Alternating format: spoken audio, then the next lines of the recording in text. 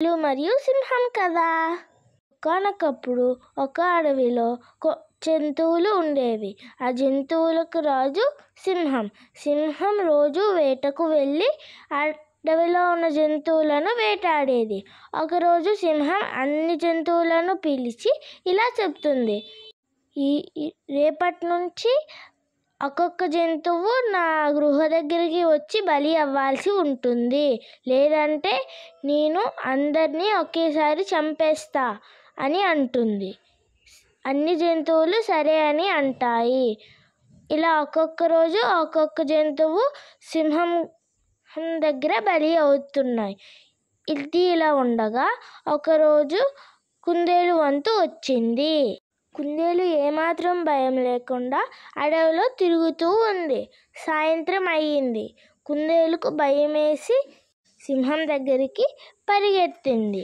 సింహం అంటుంది, ఎందుకు ఇంత ఆలస్యంగా వచ్చింది నా భోజనం, ఇంకా అది చాలా చిన్నది వచ్చింది అని అంటుంది. అప్పుడు కుందేలు అంటుంది, మహారాజా, నేను దారిలో వస్తుంటే ఇంకో సింహం అడ్డుపడి ఇలా అంటుంది, నేను ఈ అడవికి రాజుని, ఆ సింహం కాదు అని అంటుంది. అలా చెప్పి తన గురించి గొప్పగా చెప్పుకుంటూ మీ గురించి చాలా చెడుగా చెప్తుంది. అప్పుడు సింహం కోపంతో ఇలా అంది, ఎక్కడ ఉంది ఆ సింహం అని అంటుంది. అప్పుడు కుందేలు ఆ బావి దగ్గరికి తీసుకువెళ్తుంది.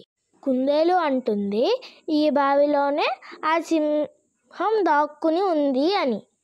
అప్పుడు సింహం అంటుంది, ఆ బావిలోకి తొంగి చూసి ఇలా అంటుంది, ఎంత ధైర్యం, నా గురించి అంత చెడుగా చెప్తావా, బయటికి రా అని అంటుంది.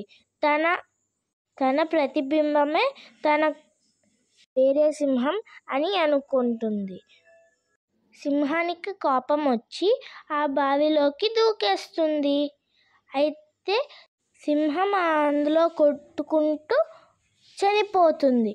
అప్పుడు కుందేలు ఊపిరి పీల్చుకొని అడవిలోకి వెళ్ళి అడవి జంతువులన్నిటికీ ఇలా చెప్తుంది,